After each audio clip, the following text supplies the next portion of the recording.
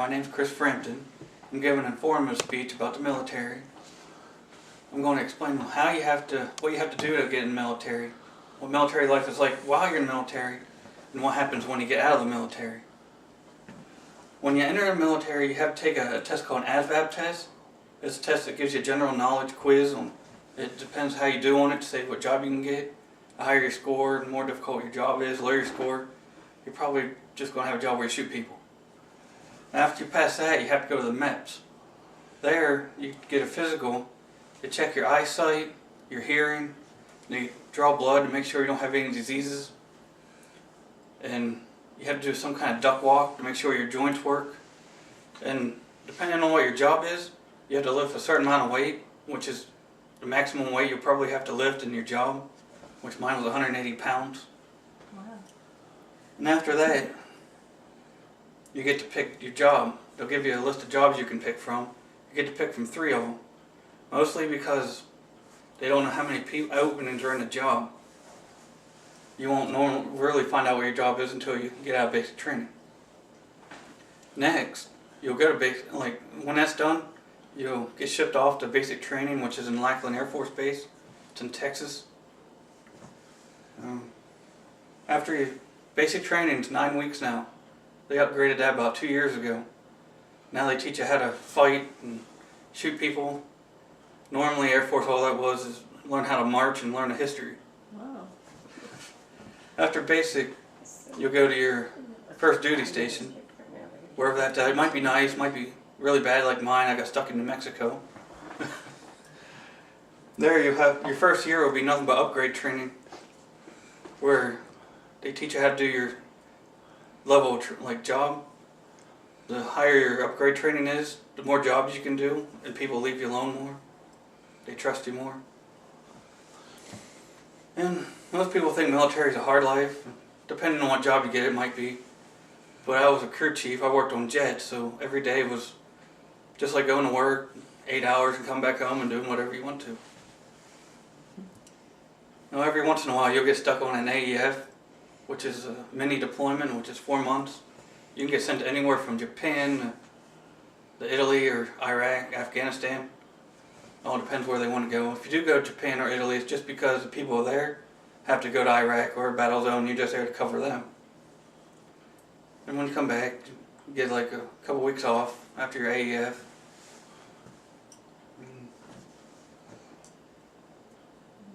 At the end of the enlistment, I didn't know this, but a year after you get out of the military, you get this fancy little diploma. Tell me where how is it focused on there? And as soon as you get out of the military, you get this form called AF Form 214. This is a lifesaver. You cannot lose this ever. This lets employers know how you got discharged, if it's honorable or dishonorable. Also depends on what that says if you'll get unemployment.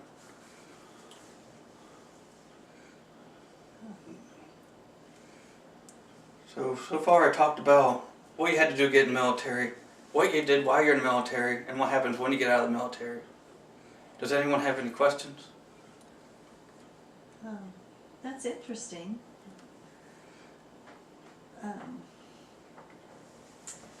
What does that discharge thing?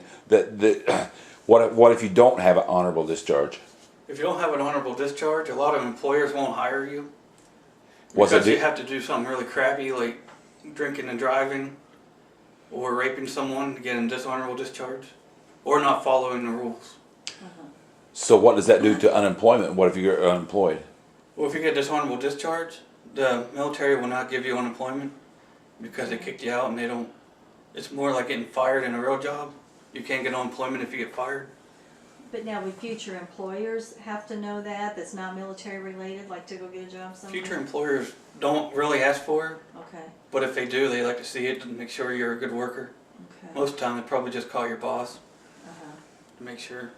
Okay, and you were... So far, I worked at Walmart and no one ever asked for that. Okay. So does everybody that gets out of the Army get a discharge paper? Yes, everyone should get this 214. What about the honorable discharge certificate? Is that just something special, or? Everybody gets that. If you get an honorable discharge, I think everyone gets this. I see. I'm not so sure about dishonorable. I doubt it. Yeah. I don't get a diploma. Dishonorable discharge.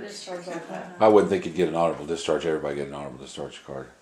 I just wondered if everybody that got out of the Army, like, what if you're retired? Do you get something like that, or do you know? You have any idea? Probably don't have any idea. Do I you? think everyone gets this, no matter if you've been in the whole time or just 2 years. You'll get this if you have an honorable discharge. As long as you. If you get retirement, you probably get a lot more than this. No. What did you say you were? What were those things you called those 4-month AEFs, ADFs? How many times did you have to do that? I had to do that only one time. Where did you go? I went to Iraq. Iraq. Before that, I was secondary on AF to Japan, but no one fell out of it, so I didn't have to go take their place. And how long were you in the service? I was in service just about 6 years. 6 Oh, years. okay. And you only had to go one time? Yeah. That's Our base only had 2 AEFs the whole time I was there. Okay. wow. Of course, that was before all the. Well, they had more than that, but that's the only ones I was stationed for. So the other New one, Mex- right after I got back from Iraq, went to Guam. So you wouldn't recommend New Mexico to anybody? No, New Mexico's the worst place. Well, maybe. It might be better than North Dakota. Was it all desert or? Some of it was desert, most of it's just, it's almost like here. You wouldn't believe New Mexico, but you barely see any sand in some places. Yeah. Really? Looks green yards, trees. Really? It's just as cold down there than it does up here. Really? I didn't realize The only that. difference there is there's no humidity. Really? Okay. So were you in an elevation? You were like in the mountains or anything, or No, I was on the plains. oh, in the plains? How close were you to the mountains? I was probably about 2 hours away from the mountains when you went up north near Colorado. Yeah. Or if you went out toward Arizona, you hit those mountains. So it wasn't, you weren't very far from the mountains at all, then, were you? Now, in the past, How long? the boot camp training was, what, 6, 7, how many weeks? When I went, it was 6 weeks long, Okay. but just 2 years ago they changed it to 9 weeks. Okay. Oh. Now, and what was the visitation and leaves or anything during that time? Well, when you're in basic training, you don't get to leave at all unless you're injured, Okay. and no one's allowed to visit you at all. No, all the time you're there. No. For 9 weeks. No civilians are allowed there until graduation day. Mm-hmm. So does anybody else have any questions? Hmm. All right. Thank you guys for listening to my speech. Have a good day.